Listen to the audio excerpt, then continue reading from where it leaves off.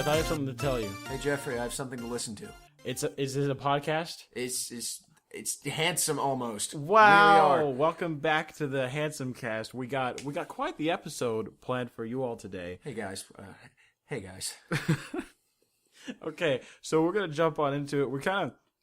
The main bulk of this episode is about college and stuff, but real quick, we were having a conversation before recording just about like Let's Plays and just YouTube in general, really, and stuff like that. Content creation, how things came to be. Yeah, and we were talking about like Let's Plays and how they work and why they're successful. And like I had noticed a few days ago while I was watching one of my friends play a game, I had talked to him and I was like, watching you play this is better than anything I've done because it was in a game to where I'm not necessarily that great at it, but he's very good, and he was way ahead of where I would have been. I was like, it's fun to watch you play and to hear the things that you're saying rather than me have to like go through and learn the game and so stuff like that. It's like a learning aspect from watching something that you know something about, sort of. Yeah.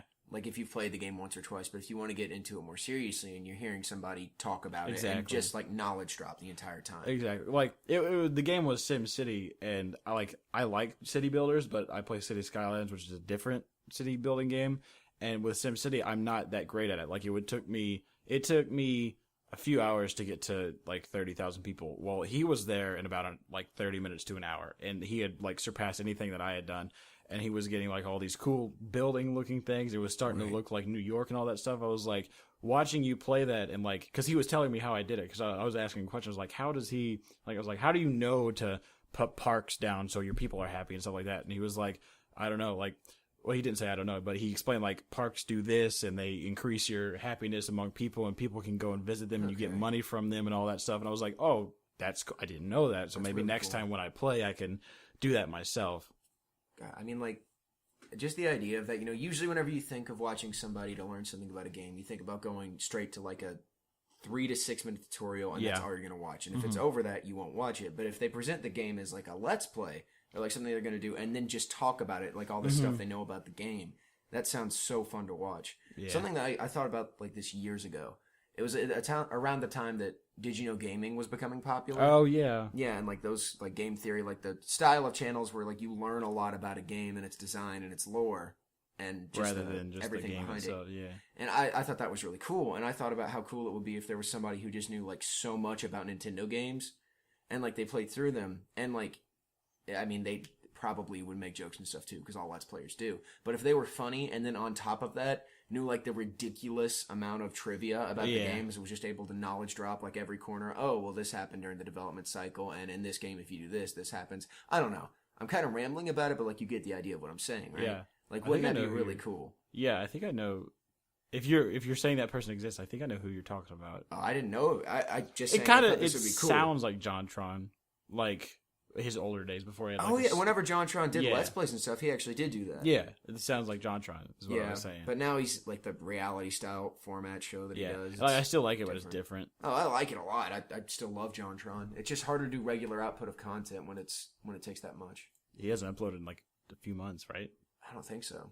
It's been a while. I love his stuff. We upload weekly now. Yeah, we do. It's first for us. I mean, got some podcasts. We can't talk about content output because we've been so wishy-washy for the past 6 months. We're actually getting... Well, this kind of ties into the whole college thing. We've been busy with that. Okay, we've been busy with a lot of things. It's the end of senior year, and we're wrapping up our life as children. Yeah, and then we were like, oh, let's start this channel and make it super ambitious and like... Let's work as hard as we possibly can on it, even though we have literally no room we to have work. Like actual jobs and school outside of those jobs. And relationships. And exactly. people that need to be taken care of in our family. Like, like things are... It's like a really busy part, and now we're transitioning into college. Yeah, and now we're trying to also run this channel, which is... It's hard, but it's worth it, I think. Like, yeah, I think it's awesome. Fun. It's one of the most... It's some of the most fun I've ever had. I think I phrased that correctly, but I think it's definitely some of the most fun I've had throughout just the summer. Because it's the whole process. Like,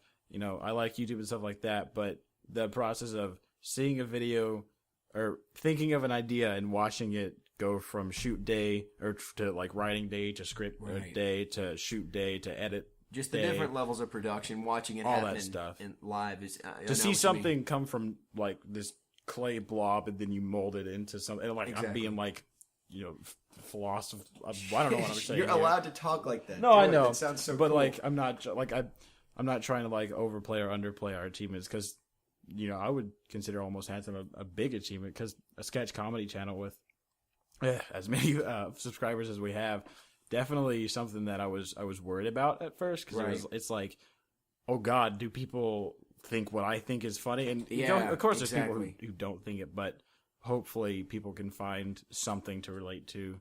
Or just enjoy in general. Because, you're always so scared whenever you're trying to make something solely for the purpose of entertainment. Like, when other people see this, will they think that it's as funny or as fun to watch as you thought it was while you were making it? Exactly. And so far, I think we've always enjoyed the process of making it and, sitting together, editing, and laughing, our asses off at what we've done. We probably enjoy it more than anybody has who's seen our videos. Yeah. To an extent. It's because we're in it. Yeah, exactly. And it's like a super interpersonal thing. And, whether people like it or not, this sounds wrong. It does matter to me. I definitely want to please people. Yeah. But I'm really happy that we're pleasing ourselves through doing this. Well, yeah, that's the that thing. We've been satisfied with our regular, or not regular, but we've been satisfied with everything that we've put out as far as content is concerned. Yeah, it's we're back to the first episode. We're talking about the first episode. We're kicking it back. But we'll talk about your house that you live in and run now. Yeah. So that's one the aspect for me with my life is changing right now. Is because I actually just got back from. I had 3 classes this morning, and then Seth came over. Your first classes, my 3 first classes. First classes. Okay, anyway, I got back here and I made some good fish sticks. Ate those real good, and then we started recording this podcast. But yeah, we've been in this house since last. Say we. I want to let everybody know I don't live in this house. I still commute from. Yeah. Good old hometown Versailles. If you watched last episode, strongly we feel about what a great place that is. But keep going. Okay. But since not last Sunday, but 2 weeks ago Sunday, the 14th is when we moved. It was when I moved in. Me and Mark across the hall moved in. Everybody else moved in the day after. But yeah, we moved in, and it took a while to get used to it. I'm just now starting to feel like, okay, this is where I live now. 'Cause I would see my parents every day. I would go back home just to talk with them and get some stuff that I left there and come back. And, this isn't my room. And honestly, this goes down to, primal nature. I read about it. It's the smells that you're smelling will make you not feel like at home, and you're not in a familiar area. Oh yeah, you can associate some of your 5 senses with a certain area. Yeah, and you associate the ones that you're used to from your old house. Exactly. With home, so this place. And so when I slept in the bed the first night, I didn't go to sleep till 3 because I was not used to it. I couldn't go to sleep, and then I really hadn't been doing that. And then one night, I had hockey, so I was tired, and then I had just helped other people move, and so I was tired, and I just kind of passed out at 11 or midnight, and that was the first night I was able to sleep. And once you get in the pattern of you able to be asleep, you can continue that pattern. So luckily, I've had no problem with it from then on. Yeah. But that was the hardest thing, because it felt like I was just in a hotel or just on a trip or just spending the night with friends somewhere, and I was going to come back home in a week. And so, but that never came. The going home never came. Okay. And it was this form of not anxiety, but I was getting anxious. I was okay, when am I going to go home? But I was I don't, but this is my home. And it just made me it was very hard to get used to. But now I think I'm actually used to it. I can actually sit here and be comfortable. And I was talking to you about this before the podcast. It was when you move in with people that and you're friends with, you feels like you have to hang out with them all the time, because you go and you spend the night with them when you're in high school and middle school, stuff like that, and you just hang out 24/7 until you leave. Yeah. And then you get to the house where you're living and you don't have to hang out 24/7, but that's what you're used to. So that was the biggest thing. It was we would spend every day together, and then we would go to our rooms and it would just feel weird. But now I'm actually at the point to where if they're downstairs and they're having fun or whatever, and I'm just you know what? I'm tired. I want to go edit and then go to bed. I can go upstairs and edit and go to bed. I don't have to think about oh, I gotta. You're upsetting somebody. Yeah, exactly. So that innate pressure that you need to be with somebody that eventually goes away. Exactly, because I would always feel okay, I gotta be entertaining, and I gotta make sure everybody does all this. I was you know what? I don't really have to make sure anybody does anything except for not make a mess and pay their part of the bills, and then that's the only thing I have to do here. Yeah, is but anyway, so that's like my experience with the house so far. There should be a house tour video going up on 2F soon. I recorded it, but I haven't even edited it. So I didn't know you were making one. I'm excited for that. I want people to see it, but yeah, I mean, I really do like the house. I enjoyed it a whole lot. But yeah, today was my first day of classes actually. But Seth here, you've been going to school for like 2 weeks, haven't you? Yeah, it's 2.5 weeks. I forget. Yeah, because that's where our experiences differ. Is like I've moved in, and that's my big experience right now. But you've actually gone to college for 2 weeks. I've been going through the process of the actual educational aspect of college. Yeah, so explain to me and our lovely viewers that. Well. Okay, so I'm assuming I'm almost positive that most of the people listening to this are right around our age group, like 16 to 21. Mm-hmm. So you've either already been through this. We got like 10%.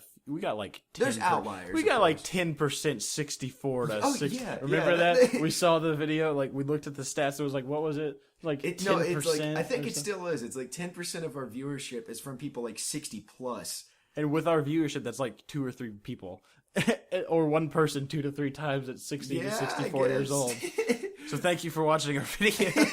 I hope he's listening right now. And he just unsubscribes instantly because he's been found out.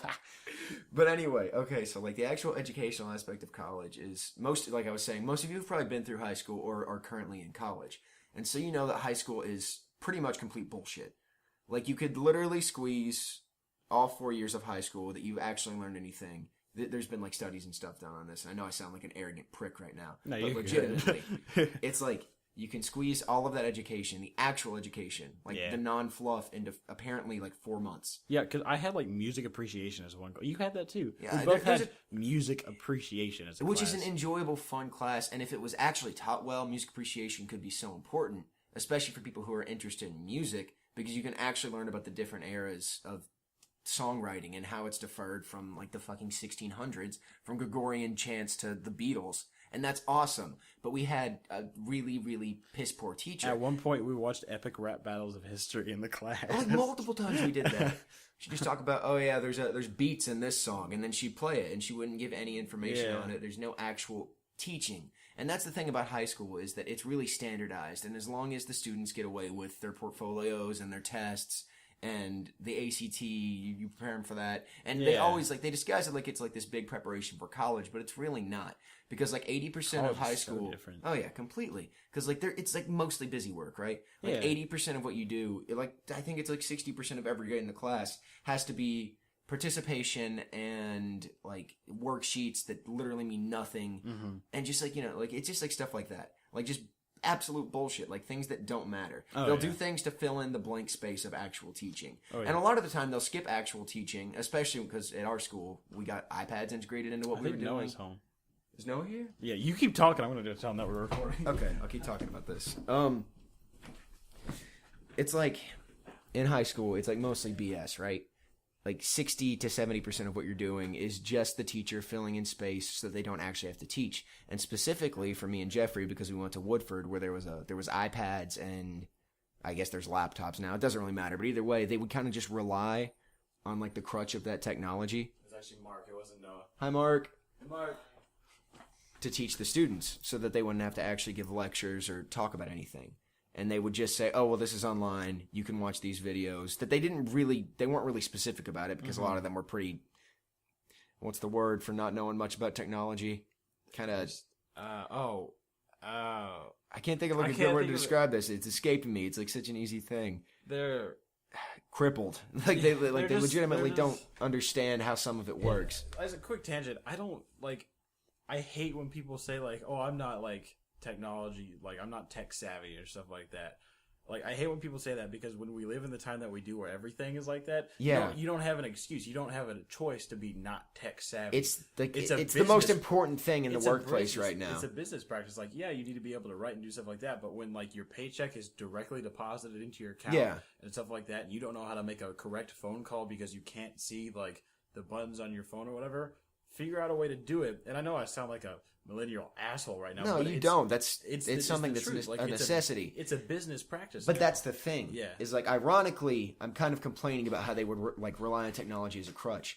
But there's a difference between using it to teach and teaching them how to use it. Yeah. Because, like, they didn't teach us any helpful methods of study or anything. They just say, well, you have an iPad, why don't you know it? Oh, yeah. It's like freshman year with me and you whenever we took, geometry? Oh, yeah, Geometry. Oh, God. That was the class. I thought about that today in college. It literally ruined my GPA for all of high school. Same Like here. let me break it down here. Okay, so, like, 2.8. I got a 1 point something freshman year because I started out with like a 3.5. Yeah. And then I was taking that class.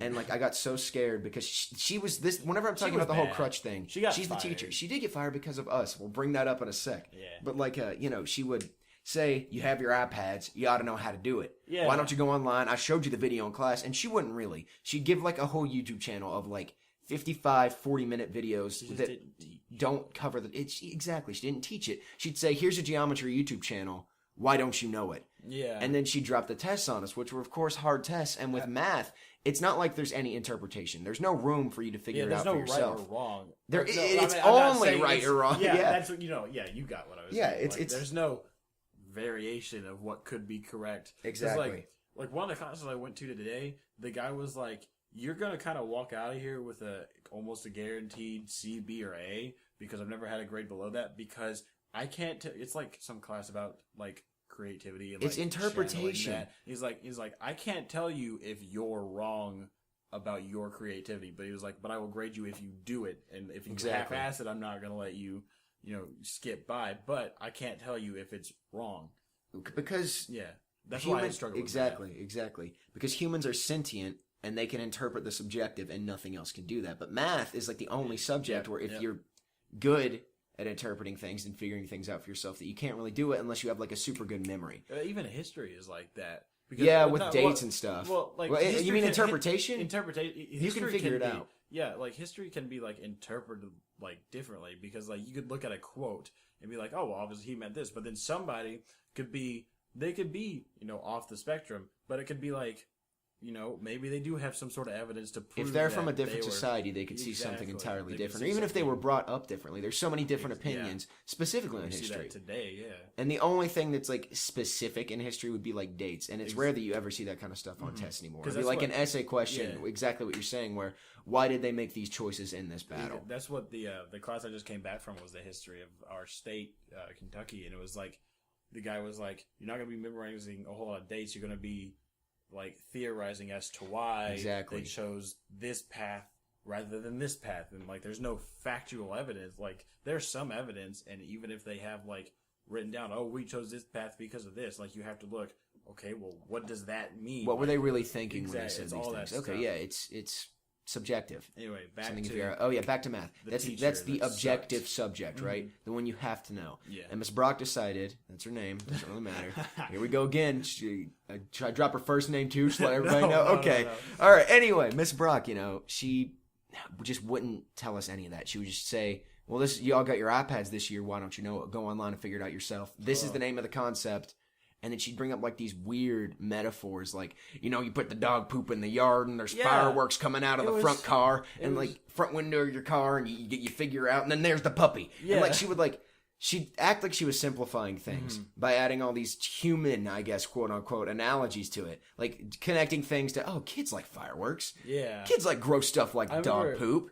I remember at one time, it was something about like radicals and stuff like that, and like how you can't multiply things inside a radical. And if that's wrong, that just shows you that I didn't learn it. Yeah. But it was like her way of explaining that. I got no actual evidence as to why you cannot multiply inside a radical. So sometimes I still do it to this day because I forget. Yeah. But her explanation for that was, you can't date people inside jail. And I said, what? Oh, yeah. And I remember that one. Oh, imagine the little square root is a jail, and they're on the inside of jail, and they're trying to date them. It was like, that's more work to do. Just give me why that's I super can't do that. Confusing. And I mean, like, analogies can be helpful if they're done correctly, but she just, they weren't. She would also always throw a wrench in the mix, because she'd tell like some weird joke about like, she'd be like, I'm a gardener, I'll go outside and I'll put the kids to bed and I'll dig up the hole, put the kids in the hole, and that's how you do this math. I'm just kidding. And that was like her line was, I'm just kidding. So you never knew. Yeah. Because it could be like a real story. She could be making up some weird analogy. It could be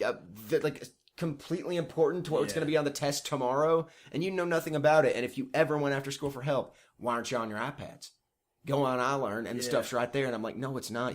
You gave an entire YouTube channel with literally 6,000 hours of content. Mm-hmm. None of the titles line up with what you're talking about. I don't know what to look for. And she'd be like, you have your iPads. Yeah, I just gave up. Okay, so like back to why that screwed up my GPA is like that class was extremely stressful. Because it was like homework every night. About as much as homework one time. Yeah. She gave us... It was the day before the final, and she was like, well, we didn't have time to get to these tests, but they're mandatory. There was 2. I forgot about that. I think it was 3. Was it 3? I think it doesn't matter either way. It was it's 2 ridiculous. or 3 unit tests that we did for homework. That's what brought my grade up towards the end, because I just Googled all the answers. I didn't, because I don't know. I felt weird about that. I was still young. Oh, yeah, I understand. You can't cheat. I understand. But anyway, like, you know, like that kind of stuff would happen where she just taught ridiculously.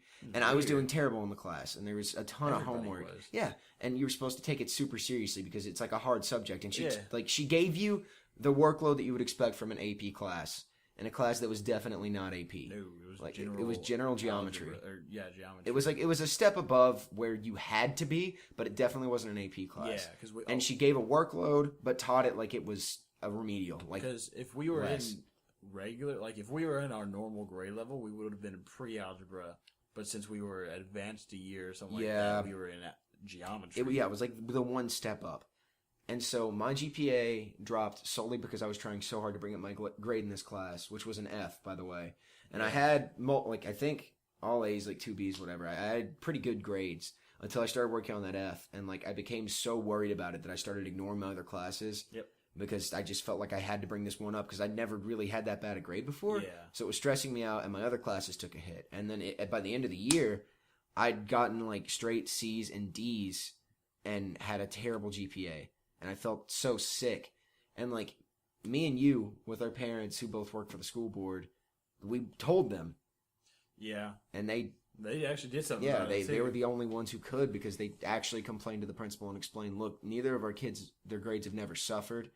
And I don't know what's happening inside the classroom, but I think that you should have this teacher analyzed. And they did, and they realized, oh, she's bad. Like, keep in mind, this teacher had tenure, which means if you teach in Kentucky for it's either 5 or 10 years. It's like 3 years with the approval of a principal, if you do it right. It's like 3 or 4 years. She had been teaching for a long time, though. Yeah.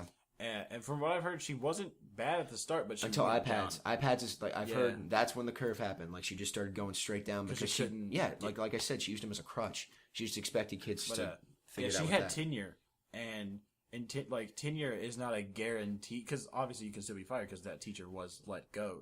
She was asked to resign. It was forced retirement technically, which is not a punishment, it's just fired basically. Yeah, but it's just getting her out of the picture. Yeah, and so like tenure is just basically, just hey, we like you. This is our guarantee to you that you won't be fired for like.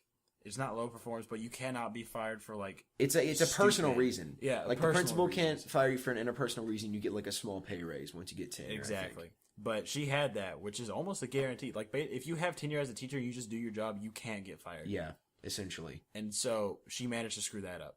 Yeah, by how poorly she taught this class. But anyway, to get back into our overall thing. Oh yeah, that tie into college. Yeah, how it's tied into college is just like that experience there. It's like the polar opposite. Because in college, you write down the classes that you want to take specifically. Yeah. And you go to those classes with people who are doctors, who know how to teach them. People who are well educated and versed in that subject specifically. Yeah. They aren't like, they didn't get an overall master's in education. They have a doctorate in something as specific as interpersonal communication or sociology. My first two I haven't met my history teacher yet. The only history or professor. I don't know. But you can call him either. Yeah. But, because today when I went, it was just the TA, the teacher's assistant. But, like the first 2 people I had doctorates in what they were teaching. Exactly. And so it's like, okay, I know what they're like. I know that they know what they're doing. Exactly. So I'm not gonna because in high school, when somebody hires a teacher that's right out of college, and like this almost happened at where we went to school. My brother's ex-girlfriend got her master's degree in teaching and had an interview at Woodford and Bryan Station, and Bryan Station offered her more money, so she went there. But if I if I was back a year and she was going to teach me, I would not take her seriously because I knew her when she was in high school. Yeah. And so it's like, I can't... You've known her for so long and you know that she isn't a complete expert on what she's teaching. But these people are in exactly what they're doing. They know everything about it. When you get a doctorate in what like you want to teach in the history of World War II, if you have a doctorate in World War II history and you're teaching that class, then you know that when they're talking about it, they know it well, and you can genuinely learn something. Yeah, and that's also it's like the workload is so different because like you never feel like anything that you're doing doesn't matter. Mm-hmm. Of course, I've only been in there for 2.5 weeks. Things could change. But as of right now, everything that I've done has felt completely justified, like it's preparing me for something, and like I'm really learning something by doing it. And I like to learn, but I don't like BS. I don't like working on something that I know that doesn't matter. Yeah, exactly. If it's a time waster. And I was talking to Kaylee about this yesterday. I was talking to her. Is that a phone in our podcast? I'm sorry. It happened again. You've lost your podcast rights for this week. Get out. That's not. You opened a Mountain Dew. But there he goes. Okay, anyway. So, what actually... Oh, no, you don't actually have to leave. Bye. No, come back. My rights. Come back, it's okay. I'm going to take my phone and my text. I'm going to go home. Anyway, I was talking to Kaylee about this yesterday, and I was like... And I told her, I was like, if you ever notice me slacking off, let me know, because I don't want to. Because I was like, I got through high school doing the homework that I needed to do. There were some things I just didn't turn in because I didn't need to. Yeah. Like, Mark across the hall didn't take one of his senior finals because he had such a high grade that he passed without it. Yeah. And he still had like an A or a B or something like that. So it literally did not matter. And like that's the definition of a fluff class. Yeah. Something that you literally don't even have to take the final exactly. in it. And like, the thing is, with college, I'm going to quote myself from last night, this is not something that I just have to get through to set myself up for college. This is college. This is what I set up the rest of my life with. Exactly. To get a job, to support a family, to be happy, and then live stably. It's so much more personal. Exactly. Like you feel like you're passionate about it because it's something that you chose to do, are paying for, and you want to do. That's a big thing, too, is like the fact, like, UK is $11,000 a semester, so obviously I'm not going to, like, waste the money that's going into this. High school is free. I think it's like $75 for the whole school year is your student fees. Oh yeah, and then you had to pay for your iPad and stuff like that. But yeah, you're paying for an education here because you want a good one, and it is a good one.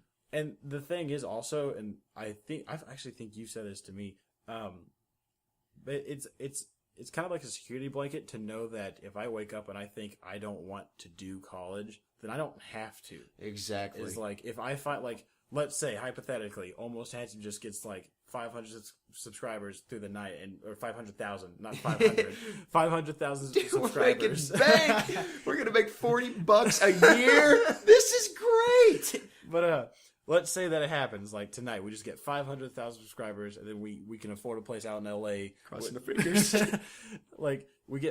We fly out to LA, we afford a place, and we can actually collab with bigger YouTubers and stuff like that. Obviously, if we could be content creators for a living, obviously I'm going to drop out if that happens and pursue that goal. Because that's your dream. I could go to school online in LA or something like that, but like I'm not confined to this one thing. And that's like a security blanket because like I don't like, because in high school it was like, all right, I'm here for 4 more years. Let's get this over with. Here I could be like, you know what? Next year I want to go to Philadelphia. Let's go there. Yeah. Like if I can afford it. If you felt like it, because it's up to you now. It's all on you. That's the thing. And that feels really cool. That's the good part about this whole transition, because it's like, oh man, I'm really hungry, but it's 2 a.m. It's like, wait, I can do whatever. I can go eat something. You're responsible for it. I can do it. You take the brunt of, like, if you fall, you're the one that gets hurt and nobody else. Exactly. And it's completely your responsibility to do everything. And that's like, but also some things like, oh man, I really want this thing that's at Walmart right now, but I don't know if, wait a minute, I'm living on my own. I can go get it if I want it. Yeah, like, if you're feeling it, then you can do it. That's as long as you know that you can. That's the best thing. The big difference right now with college and stuff like that is just like, is the fact that if you do fall, like you said, you take all the hurt from it. I'm used to, like, I took, like, if I failed a test or something, I would get hurt from it, but like my parents would work with me to get it back. Yeah. And like, and the teacher like would come to me, but in college, that's exactly that's the opposite. Is like you have to go to your parents and you have to go to the teacher if you are failing or something like that. You have to step out. It's all you. Exactly. And so it's good in some aspects and it's not good in some of the other aspects. Yeah, because having that much responsibility can really stress some people out. It's stressed for the first few days. So far for me, it hasn't, but that's only because My parents have always been so about Really? do this, do that, one step further. And if I can tell myself what I need and what I don't need to do and work in the places where I see fit, then that's exactly because it's you. It's completely up to you how hard you work, what areas you're working in, what classes you're taking, what you're doing to better your future. That's all your choice. It's not something that's done for you. And it's not like my parents like mapped out my high school career or anything. That's not what I'm saying. I'm just saying that like it's really cool to have this amount of responsibility. It feels relieving, I guess, to know that it's 100% you. And yeah, that's what I agree completely with that. And it's definitely better than high school. What I think we're about towards the end of we missed the social thing. But We can talk about the social aspect in like really 5 quick. minutes. Let's because I gotta leave soon for class actually. Yeah, exactly. I gotta get back. I've got work to do at home. But Nice. anyway. Oh, but what I was gonna say, this kind of wraps into the social aspect. YouTube is a motivator in some sorts because it's like this is a hobby right now. Yeah. It's probably the most fun thing I do in my spare time. And so it's like it promotes a better, like a more active, not like physically active, but a more like hypoactive, like you're getting different things done. Oh, it's like, it helps you schedule things out and work harder in areas that aren't just YouTube because you've learned how to do it here. If I came home, like if we wouldn't have recorded this podcast today, I would have come home and just like watched TV or done something. But now I feel like I'm being productive, which is going to make me do something else productive. Yeah, later. it's like a snowball effect. Yeah. If you feel like you're doing something well, then you're going to keep doing things well the rest of that day because you keep craving that feeling of, man, I just did that. Exactly. And like also, like the rule that I have with YouTube is I don't do anything YouTube related until I know that my schoolwork or whatever is done for right now, or I can afford this time that I can use for YouTube. It's funny you say that. I wrote a paper just before I came over here just to make sure that I wouldn't have anything on my plate besides. And so it's that because like when you're doing something like this, you don't want to be like, all right, I'm putting my my heart and soul into this thing that it doesn't necessarily matter. Kicking it back to the first episode one more time. Yeah. That's the reason our skits initially a couple times came out awkwardly or like we'd have a hard time with certain ones is because we both have something that we had to do later, and the stress of that and knowing that was coming up would freak us out, and then we'd have so much pressure that we wouldn't be focusing on the task at hand. And that's why sometimes our skits come out later is because we push it back to a day that we don't have anything that day because we know that we're the most comfortable when we shoot that day. Exactly. And that's why that series that we were talking about is gonna be a while. It's gonna be a bit, but once it comes out, you'll know that it'll be worth it because you know from us we put our full effort into that. Exactly. And like we're only gonna shoot like and write on days that we don't have anything. It's like this weekend I have like hockey tryouts on Sunday, but on Saturday I don't have anything, and I don't know if you have anything. But I can't remember if I do. We'll discuss that. I'll check my notes. I have a terrible memory. I write everything down there. But anyway, quick. We got to do social aspect. Social aspect. Okay, in high school, everybody's a dick, right? Everybody looks at you. Everybody's freaked out. Everybody's a bully. You always feel uncomfortable. Everybody's always staring at you, trying to figure out, hey, who's that guy? Here we are at college. Nobody looks at you. Everybody keeps to themselves. Everybody's mature. It's amazing. Everybody loves each other. Not really, but they love themselves, and they take care of themselves. The whole aspect... Kiss me.